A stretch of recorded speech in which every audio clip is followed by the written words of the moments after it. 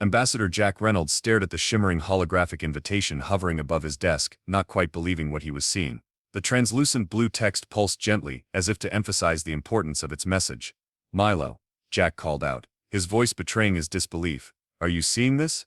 The office lighting dimmed slightly as Milo's avatar manifested, a swirling column of blue light that coalesced into the rough shape of a human wearing what appeared to be a digital approximation of a butler's uniform. "Indeed, Ambassador, I've already analyzed it 16 times. It appears to be legitimate." Milo's voice was crisp, efficient, and carried just enough artificial personality to sound vaguely British. "The Galactic Peace Council has invited you, well, technically Earth, to attend its quincentennial assembly. This is unprecedented." Jack ran a hand through his prematurely graying hair. "Unprecedented doesn't begin to cover it. We've only known about alien life for 8 months, and suddenly we're invited to the galactic equivalent of the UN. This has to be a mistake. The invitation specifically mentions you by name, sir. Ambassador Jack Reynolds of Terra, Sol System. They've even included the correct quantum authentication codes. I've verified them against the protocols we received during first contact." Jack stood up and began pacing, a habit he'd developed during the chaotic months following humanity's discovery that they were in fact not alone in the universe. It had been a Tuesday morning when the first alien ships appeared in Earth's orbit, a day that began with him worrying about his mortgage payment and ended with him being hastily appointed as Earth's first interstellar ambassador. "What do we even know about this Peace Council?" Jack asked, more to himself than to Milo. The AI promptly answered anyway. "The Galactic Peace Council is composed of representatives from 26 spacefaring civilizations. They meet once every 50 years to address matters of interstellar law, trade agreements, territorial disputes, and cultural exchange. According to the Arcturian diplomat who visited last month, membership in the council is considered the definitive acknowledgement of a species status in the galactic community." Jack stopped pacing. "And they want us there? Humanity? The species that only figured out faster than light travel because the Arcturians accidentally dropped the instructions in our lap." "That does appear to be the case," Milo replied, his holographic form shifting slightly as he accessed more data. "The invitation indicates we are to attend as observers with potential for probationary membership. The assembly begins in 3 weeks on Station Harmonious Accord. Transportation will be provided." Jack collapsed back into his chair, the weight of the situation settling on his shoulders. Humanity had gone from thinking they were alone in the universe to being invited to sit at the adults' table in less than a year. The diplomatic pressure was enormous. "Sir," Milo continued, "I feel obligated to point out that your current expression suggests hyperventilation may be imminent. Would you like me to adjust the office oxygen levels?" "What I'd like," Jack muttered, "is a stiff drink. But I don't think showing up half-drunk to represent our entire species is the impression we want to make." "A wise decision, Ambassador. Though I should mention that the Voraxian delegates are known to consume fermented nerve toxins as a pre-negotiation ritual. Galactic politics are diverse." Jack stared at the invitation again. The text had now shifted to display a rotating 3D map of the station where the assembly would be held, a massive wheel-shaped structure that dwarfed the International Space Station like a cruise ship next to a rowboat. "Does the President know about this yet?" Jack asked. "I've taken the liberty of forwarding the invitation to the Executive Office, the UN Secretary-General, and the Joint Chiefs. Their respective reactions could be categorized as stunned disbelief, cautious optimism," and Milo paused, searching for the right words. "Strategic interest." Jack nodded slowly. "So I'll be representing 4 billion years of evolution, 10,000 years of human civilization, and 7 continents of nervous politicians. No pressure. If it helps, Ambassador, the Javorians have 7 separate neural clusters that must reach consensus before making any diplomatic decision. Your burden is comparatively light." "Thanks, Milo. Your bedside manner is truly a marvel of programming." Jack stood up again, this time with purpose rather than anxiety. "We've got 3 weeks to prepare. I need to learn everything about these 26 species, their customs, their taboos, their diplomatic protocols. 27 species now, sir, including humans." "Right. 27. Jack squared his shoulders and took a deep breath. Humanity's first steps onto the galactic stage. What could possibly go wrong? Milo's avatar flickered briefly in what might have been the AI's version of a wince. "Would you like that list alphabetically or ranked by probability, sir?" "Neither. Start downloading everything we have on alien diplomatic protocols." And Milo, "Yes, Ambassador. Let's try not to screw this up for the entire human race." "I'll add that to my primary directive list, sir." right after ensure Ambassador Reynolds doesn't accidentally declare war on anyone. Jack gave the AI a withering look before turning back to the invitation. Somewhere out there among the stars, 26 alien civilizations were preparing to meet humanity's representative. For better or worse, Jack Reynolds was about to make first impressions that could last centuries. He just hoped they'd be good ones. "I think I'm gonna be sick," Jack muttered, as the alien shuttle executed what felt like its 17th impossible maneuver through space. The vessel, a teardrop-shaped craft with an interior that smelled vaguely of cinnamon and motor oil, had been traveling for 3 days now, though Jack's stomach seemed convinced it had been months. "Impossible, sir," Milo replied from the small portable projector clipped to Jack's collar. The Arcturians installed inertial dampeners, specifically calibrated for human physiology. "What you're experiencing is psychosomatic." "Tell that to my breakfast," Jack groaned, gripping the edges of his seat, as the shuttle banked sharply. "How much longer?" "We are approaching Station Harmonious Accord now," announced a melodic voice from everywhere and nowhere at once. Their pilot, a being named Trellix, who resembled a 6-foot-tall praying mantis wearing a bespoke uniform, hadn't left the cockpit since departure. Jack pressed his face against the viewport just as the shuttle emerged from what the aliens called fold space, a concept that Earth's physicists were still having collective aneurysms trying to understand. The station came into view, and Jack's nausea was instantly forgotten. Station Harmonious Accord wasn't just big, it was impossibly massive, a sprawling wheel of gleaming metal and crystalline structures spinning majestically against the backdrop of an emerald-colored nebula. Hundreds of ships of various designs moved around it like fish circling a coral reef. "Sweet mother of," Jack whispered. "The station has a population of approximately 890,000 permanent residents, representing 143 species." Milo supplied helpfully. "The central hub alone is larger than Manhattan." Their shuttle moved toward one of the many docking ports extending from the wheel's rim like spokes. As they approached, Jack could see that each section of the station had distinctly different architecture, presumably to accommodate the various environmental needs of different species. "Ambassador," came Trellix's voice over the intercom, "we are cleared for docking. Please remain seated until gravity normalization is complete." The shuttle nestled into a berth with a gentle thud, followed by a series of mechanical clicks and whirs. Jack felt a moment of disorientation as the station's artificial gravity took hold. "You may now disembark," Trellix announced. "Your liaison will be waiting in the reception area." Jack straightened his specially designed diplomatic uniform, a modernized blend of formal wear and practical space travel attire, and took a deep breath. "How do I look, Milo?" The AI's miniature hologram appeared above the projector. "You look like a human about to make contact with 26 advanced civilizations that could potentially vaporize Earth if you sneeze incorrectly. Your confidence in me is truly inspiring." "I aim to serve," Milo replied dryly. The shuttle's door slid open with a soft hiss, revealing a short curved corridor that led to a larger chamber. Jack stepped forward, mentally rehearsing the universal greeting phrases he'd been practicing. The reception area was a vast, domed space with a transparent ceiling that offered a breathtaking view of space. Various aliens moved about with purpose, some humanoid, others decidedly not. Jack immediately noticed something odd. As he entered the room, several nearby aliens visibly tensed. A turquoise-skinned being with 4 arms approached, wearing what appeared to be formal attire adorned with symbols of office. "Ambassador Reynolds," it said in flawless English.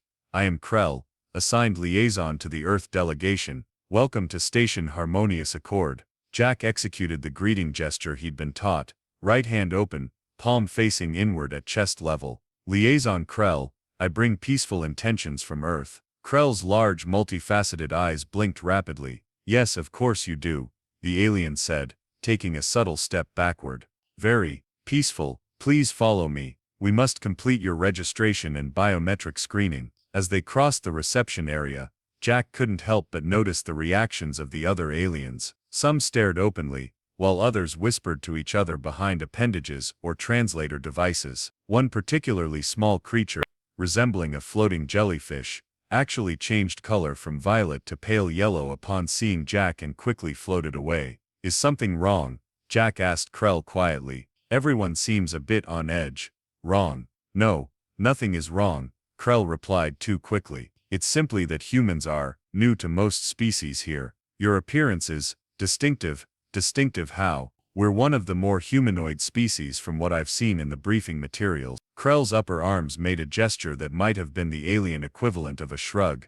It's perhaps more your reputation than your appearance that precedes you. Before Jack could ask what that meant, they reached a security checkpoint manned by beings that resembled 7-foot-tall armadillos with extra plates. They wore what were unmistakably armored uniforms, and carried devices that, despite their exotic design, were clearly weapons. Security is robust, Jack observed. The Kordathi security force ensures the safety of all council attendees, Krell explained. They are highly trained and extremely efficient. The lead security officer approached, scanner in hand. When they saw Jack, their armored plates audibly clicked together. Human, the officer stated rather than asked, their translator giving their voice a metallic quality. Yes, I'm human, Ambassador Jack Reynolds from Earth. Jack replied with what he hoped was a diplomatic smile. The Kordathi security officer exchanged a look with their colleagues that Jack couldn't interpret before turning back to him. Weapons check required. Standard procedure,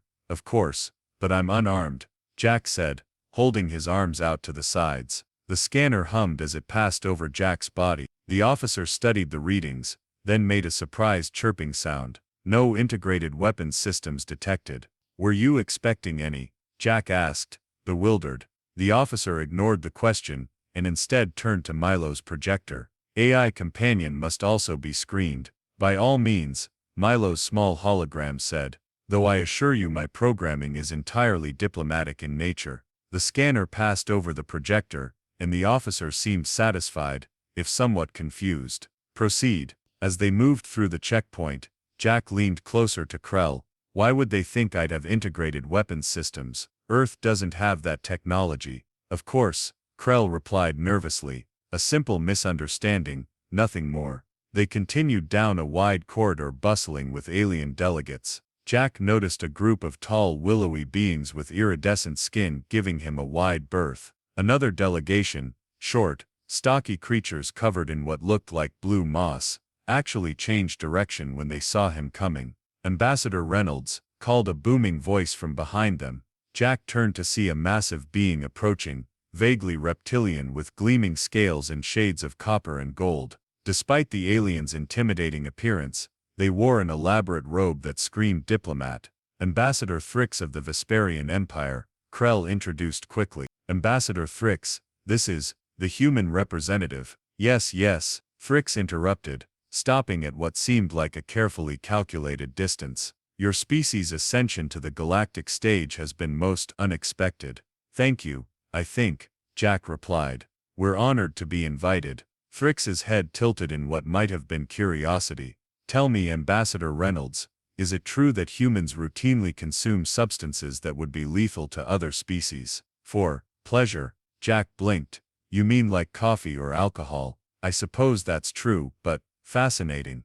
Thrix exclaimed, taking a step back. And you voluntarily expose yourselves to radiation for cosmetic purposes. If you mean tanning, that's not exactly. And your species engages in recreational activities that frequently result in bodily harm. Well, sports can sometimes lead to injuries, but extraordinary. Thrix's scales rippled in what Jack guessed was excitement or alarm, possibly both. The rumors don't do your species justice. I look forward to our discussions at the council, Ambassador. Most illuminating. With that, Thrix departed with surprising speed for such a large being, their entourage hurrying to keep up. What just happened? Jack asked, turning to Krell. The alien liaison's skin had taken on a slightly paler shade of turquoise. Ambassador Thrix is influential in council matters. Their interest in Earth is significant.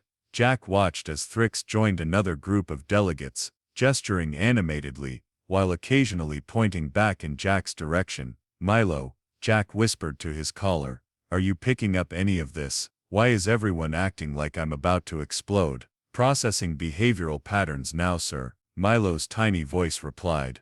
Preliminary analysis suggests the station occupants appear to be exhibiting signs consistent with fear of me, more likely what you represent, sir. But I need more data to form a conclusive hypothesis. Krell cleared their throat, or whatever the four-armed alien equivalent was. Your accommodations are ready, Ambassador. There will be a formal reception dinner this evening for all new council observers. Until then, you are free to rest or explore the diplomatic sections of the station. As they resumed walking, Jack noticed a small group of diminutive aliens with crystalline exoskeletons, literally diving out of their path. Milo, Jack muttered, I have a feeling this mission might be more complicated than we thought. An astute observation, sir, the AI replied. Though on the bright side, at least no one has tried to dissect you yet. The keyword there being yet, Jack said grimly, as they approached what would be his quarters for the duration of the council meeting. Whatever humanity's reputation was in the galaxy, it clearly wasn't what Earth's leaders had expected, and Jack was beginning to worry that he was walking into something far more complex than a simple peace conference. Jack stood before the full-length mirror in his quarters, adjusting the collar of his formal diplomatic attire for the 7th time. The suite he'd been given was luxurious by any standard, spacious with furnishings that somehow managed to accommodate human physiology despite being clearly designed for multiple species. The most striking feature was the panoramic window offering a spectacular view of the nebula outside, its swirling emerald gases occasionally punctuated by flashes of cosmic energy. Milo, any updates on the whole everyone's terrified of us situation? Jack asked, fussing with a stubborn cufflink. The AI's hologram appeared on the nearby console, now at full size rather than the portable miniature version. I've been analyzing the station's public information network. There appear to be discussions about Earth. What kind of discussions? It's difficult to translate precisely given the cultural contexts, but terms associated with Earth include Death World, apex predators, and something that roughly translates to the ones who smile before they strike. Jack stopped fidgeting with his clothes. That doesn't sound promising. There's more, sir. I've compiled a list of apparent misconceptions about humanity currently circulating among the delegates. Would you like the top 5? Hit me. Item 1. Humans can survive being partially dismembered. This appears to be based on our ability to live without appendages like the appendix or tonsils, but has been exaggerated to suggest we can lose limbs and continue fighting. That's absurd, Jack scoffed.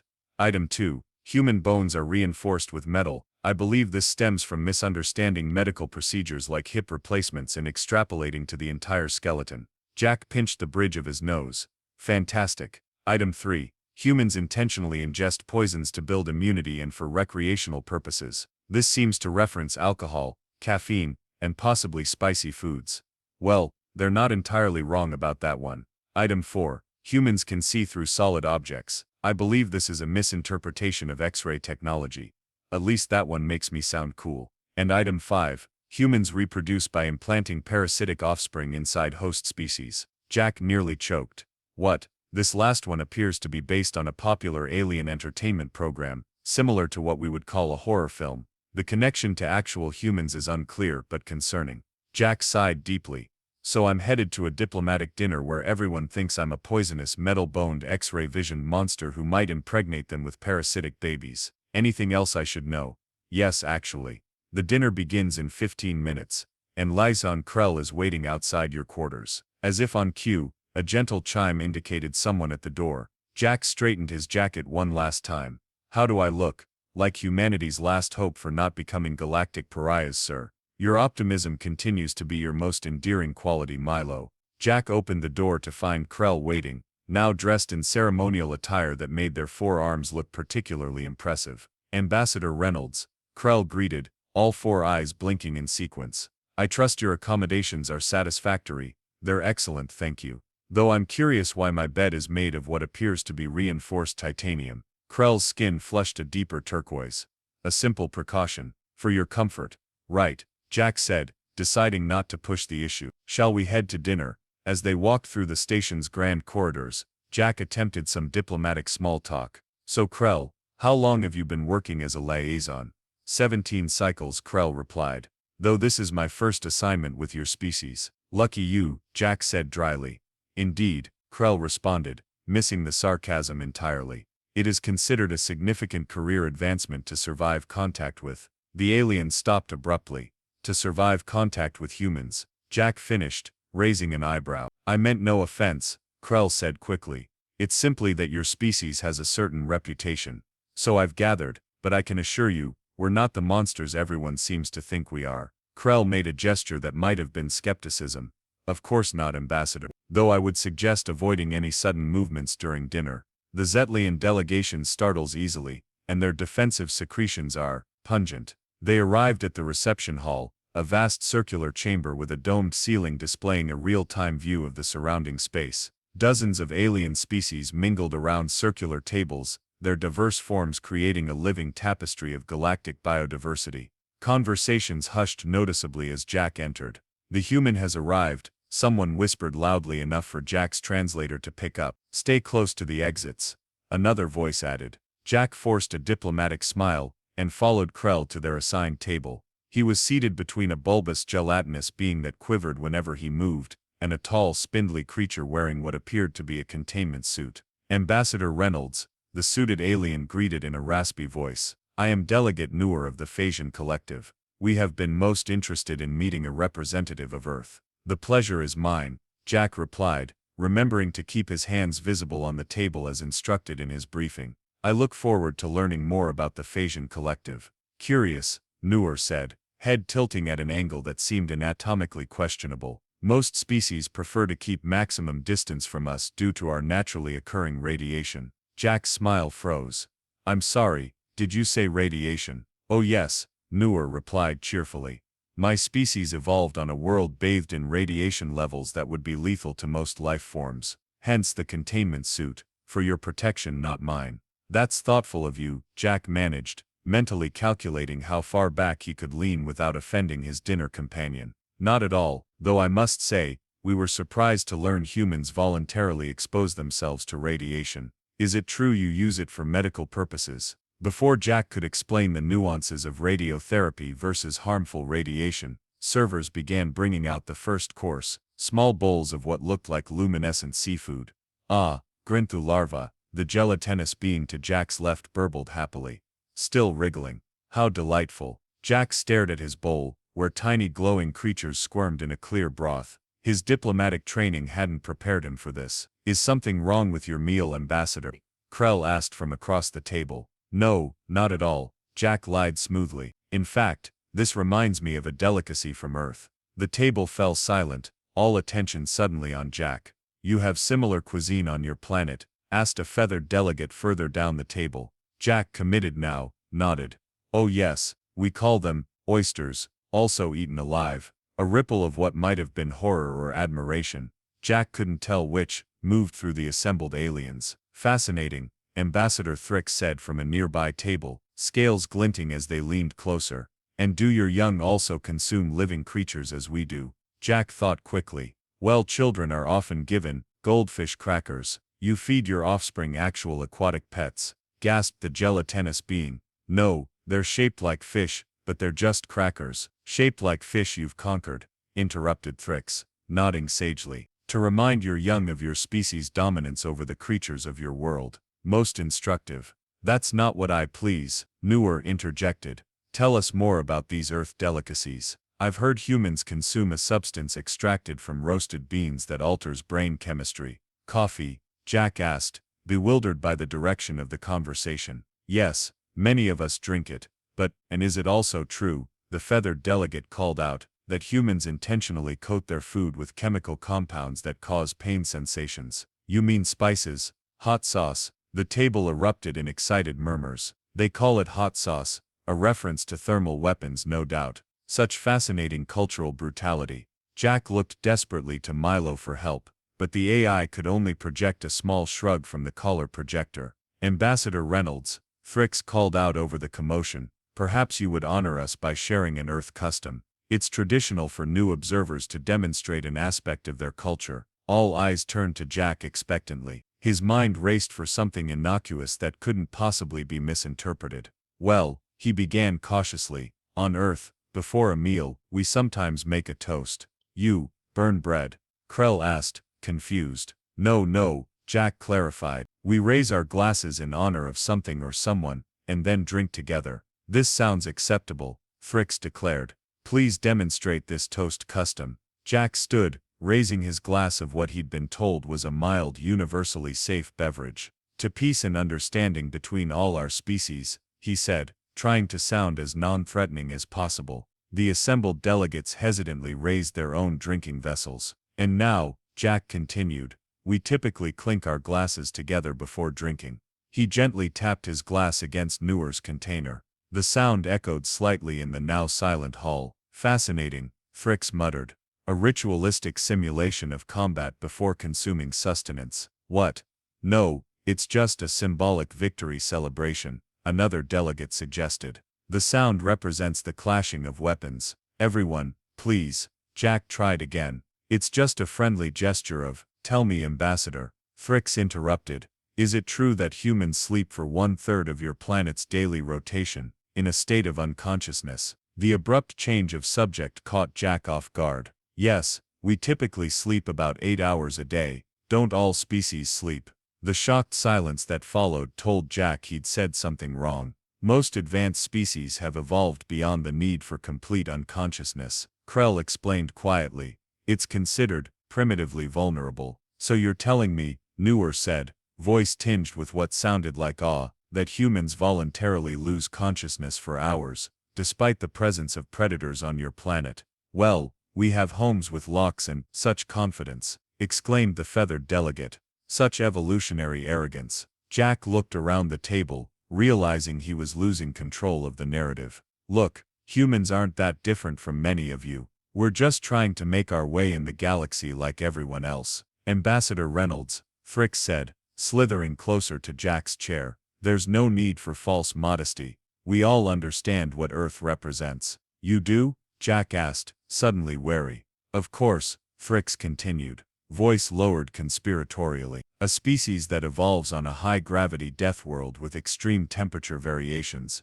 drinks poisons for pleasure, and sleeps despite dangers. The implications are obvious to everyone at this council. Jack glanced at Milo, who was furiously blinking in what was clearly an attempt to communicate caution. And what exactly are those implications, Ambassador Thrix? Jack asked, carefully. Thrix's reptilian lips pulled back in what might have been a smile or a threat display. That humans are either the luckiest species in the galaxy to have survived their own planet, or they are the most dangerous. Around the table, delegates nodded in agreement, their expressions ranging from fear to fascination. And in that moment, Jack realized they had all completely misunderstood humanity, and that the misunderstanding was rapidly growing beyond his control. Milo, he whispered almost imperceptibly. I think we have a problem. Astounding deduction, sir, the AI replied with digital sarcasm. Would you like me to calculate exactly how catastrophic this is on a scale of 1 to extinction? Jack pasted on his most diplomatic smile as he turned back to the table of aliens who clearly thought they were dining with a monster. This was going to be a very long peace conference.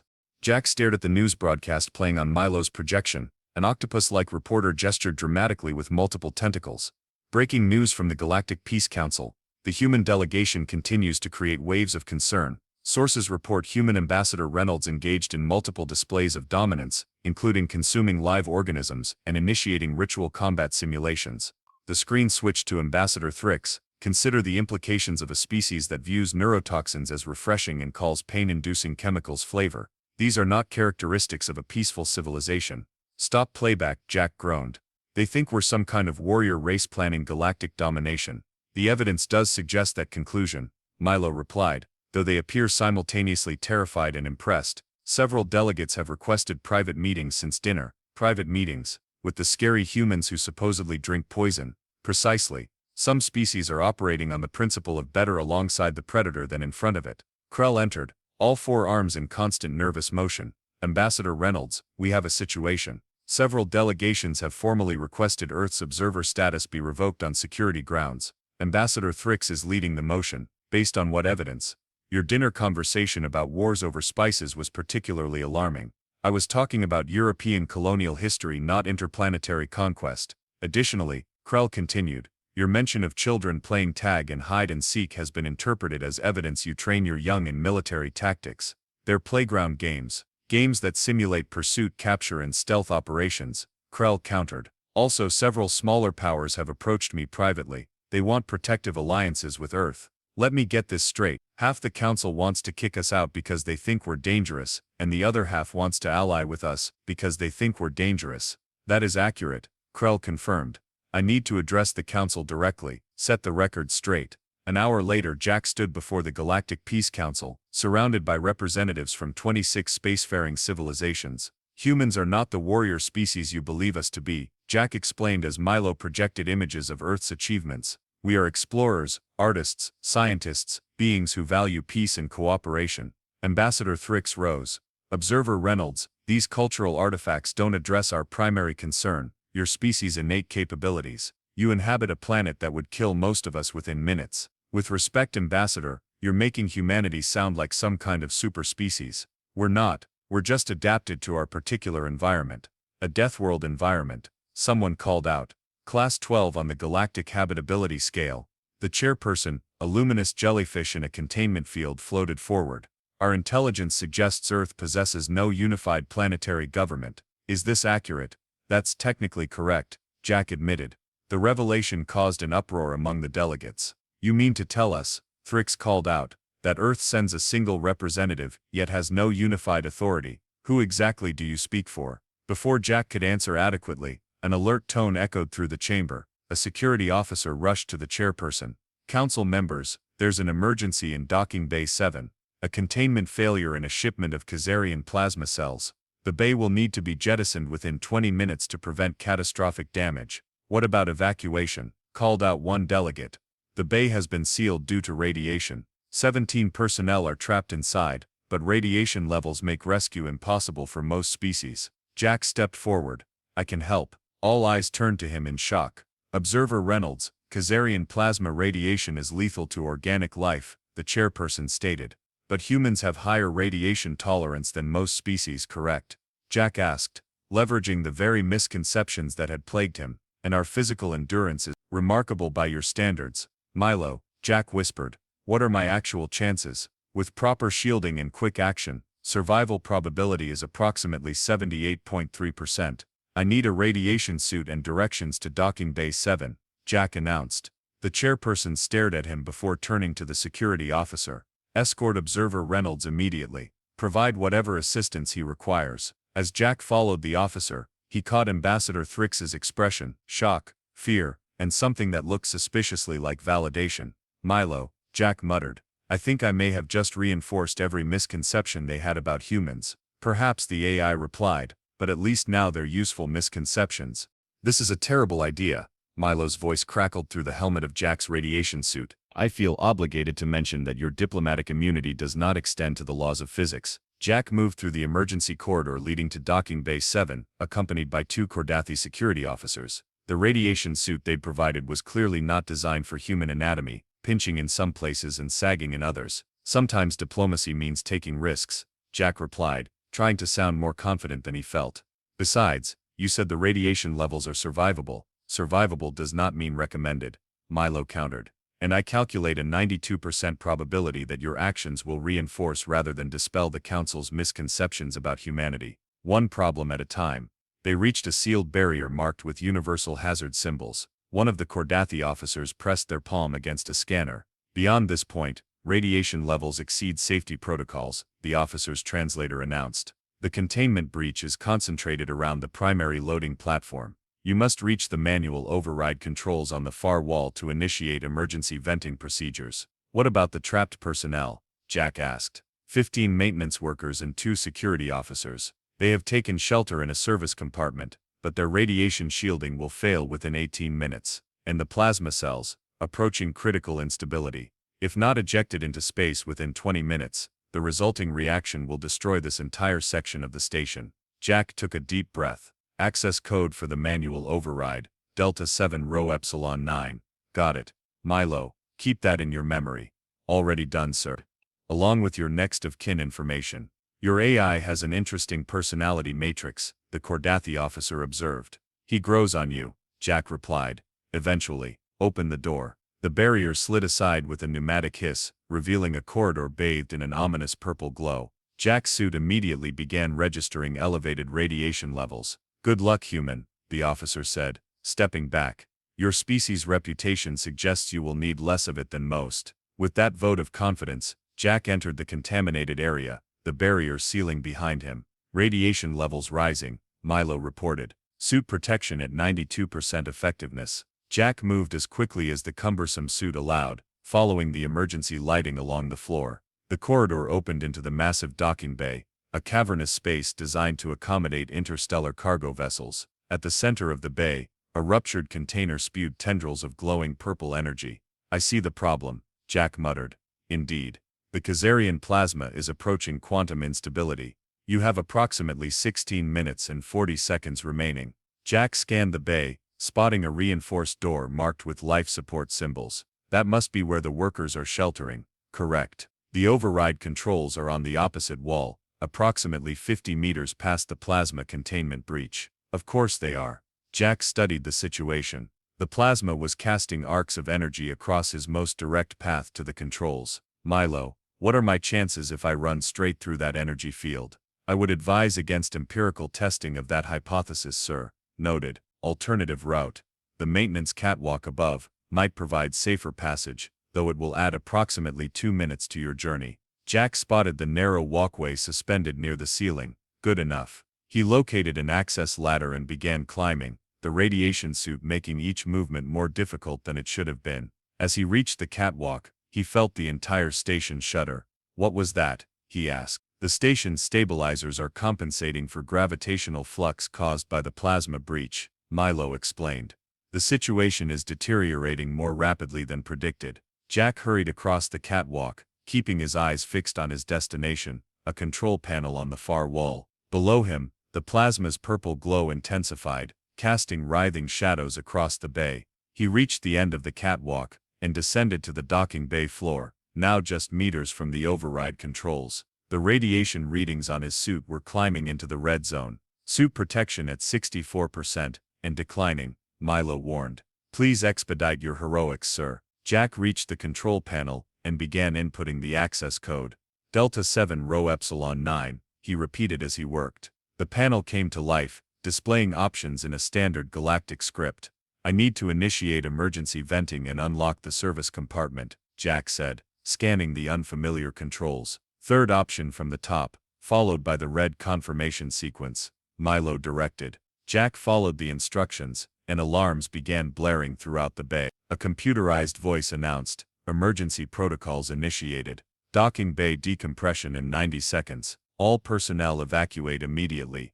"Now I need to get those workers out of here," Jack said, turning toward the service compartment. He sprinted across the bay, giving the plasma breach a wide berth. The door to the service compartment was sealed with another security panel. "Override code?" Jack asked.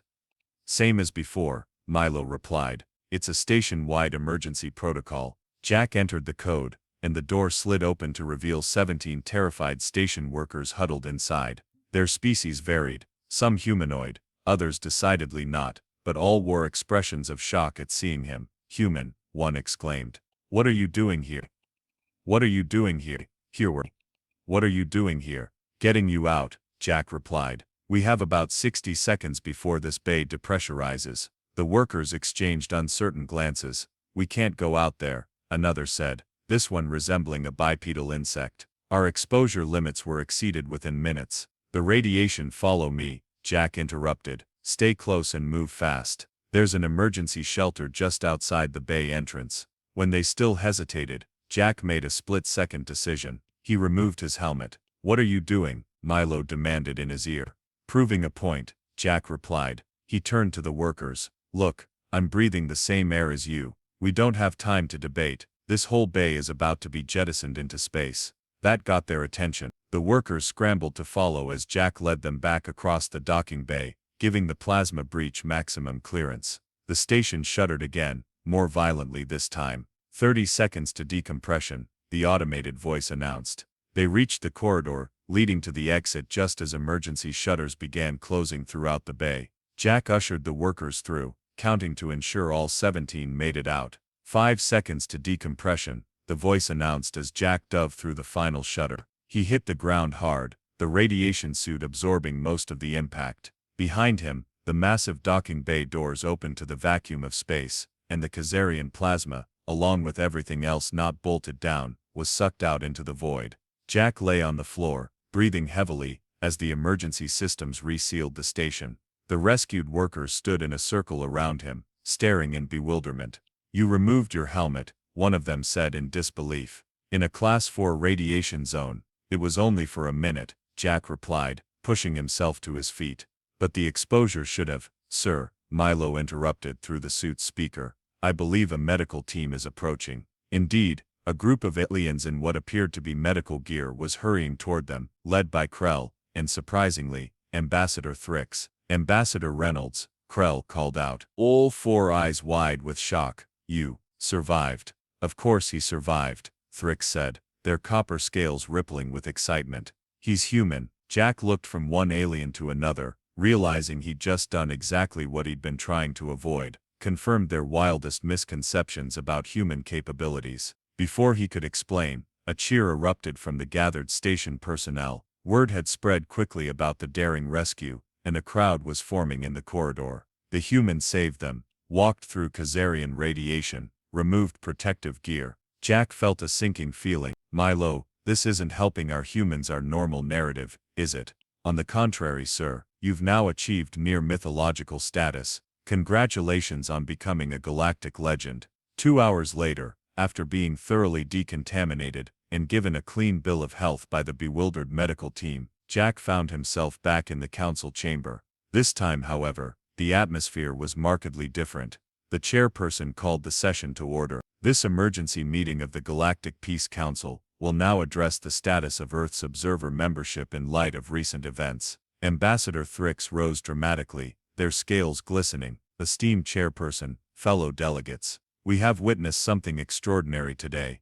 The human representative not only volunteered to enter a radiation zone that would kill most of us instantly, but succeeded in saving 17 lives in the process. Murmurs of agreement rippled through the chamber. In light of these actions, Thrix continued, I wish to withdraw my motion to revoke Earth's observer status. A shocked silence fell over the assembly. Furthermore, Thrix added, I propose that Earth be granted provisional member status, effective immediately. The chamber erupted in discussion. Jack looked to Krell in confusion.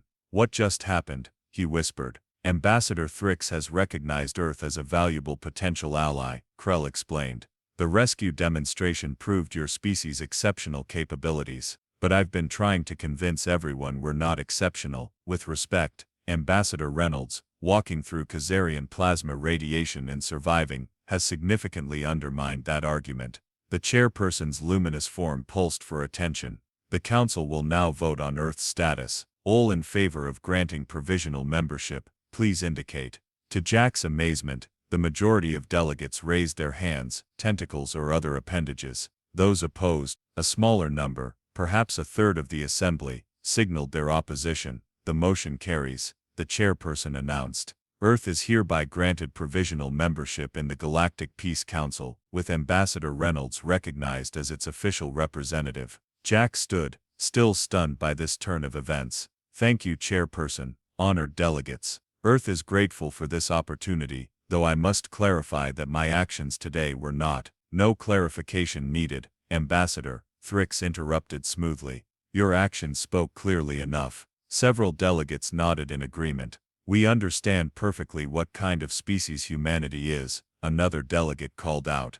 And we are most pleased to have you on our side, added a third. Jack looked to Milo helplessly, but the AI simply projected a small shrug. Perhaps, Milo suggested quietly, this is a case where the misunderstanding works in our favor. Jack surveyed the chamber, where delegates were now eyeing him with a mixture of respect, fear, and something that looked suspiciously like military calculation. Earth thanks the council for its welcome, Jack finally said, deciding to worry about correcting misconceptions another day.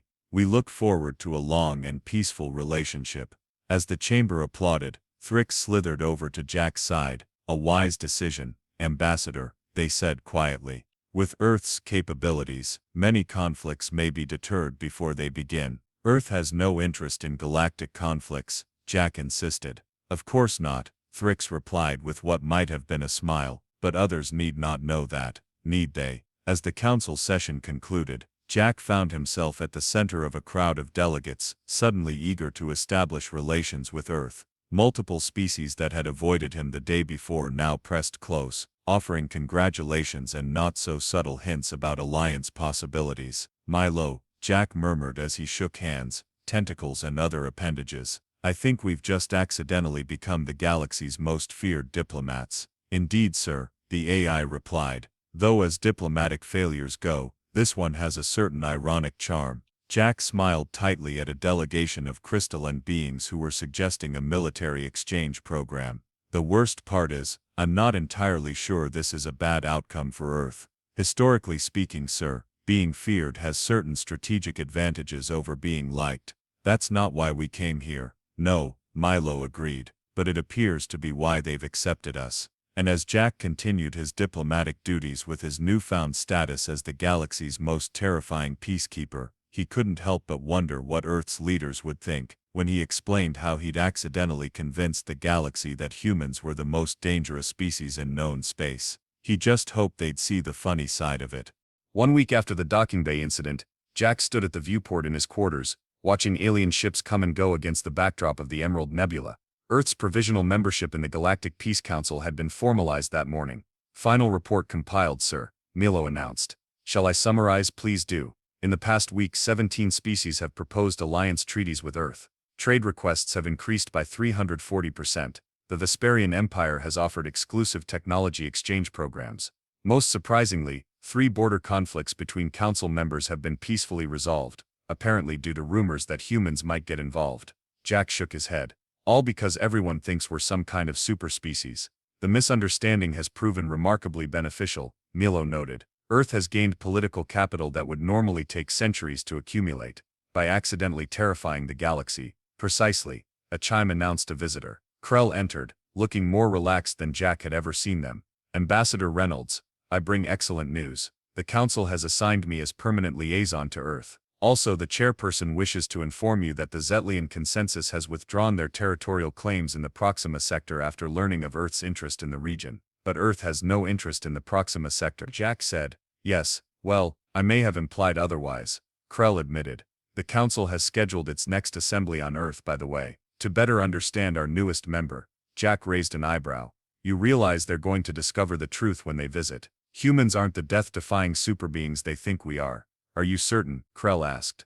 Your historical records show humans surviving in environments from Arctic tundra to scorching deserts. You consume substances that would kill most species. Your entertainment involves simulated combat and endurance challenges. By galactic standards, Ambassador, humans are rather extreme. After Krell departed, Jack turned to Milo. Should we come clean? Tell them we're just regular biological beings who got lucky in evolutionary roulette. Milo's hologram shrugged. Earth now has unprecedented diplomatic leverage, accelerated technology exchange opportunities, and a security position that would normally require a massive military presence to maintain. All based on a misunderstanding. Sometimes perception is more valuable than reality, sir. Jack sighed and made his decision. Send a message to Earth. Tell them to prepare for the Council's visit, but suggest they highlight certain aspects of human culture, such as spicy food competitions, extreme sports, horror movies. Let's give our new galactic friends exactly what they're expecting. Very good, sir. Milo paused. Though I feel obligated to point out that perpetuating these misconceptions may have unforeseen consequences. Probably, Jack agreed, watching as a massive Vesperian warship moved respectfully aside for a much smaller Earth vessel. But right now, being the galaxy's boogeyman seems to be working in our favor. In the station's communication center, Ambassador Thrix finished reviewing the data they'd collected on humans. These creatures were more fascinating and concerning than they'd initially believed. The Vesperian had just finished watching archival footage from Earth's entertainment networks. Humans deliberately jumping out of atmospheric vehicles, diving into frozen lakes, consuming foods that caused visible pain. Thrix encrypted their private message to the Vesperian High Command, humans more dangerous than anticipated. Defensive capabilities must be upgraded immediately. Recommend alliance rather than confrontation. These beings don't fear death.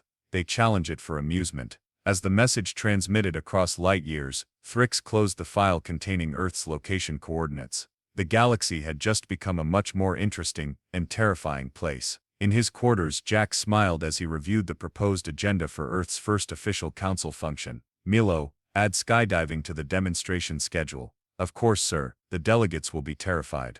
That's the idea, Jack replied with a grin.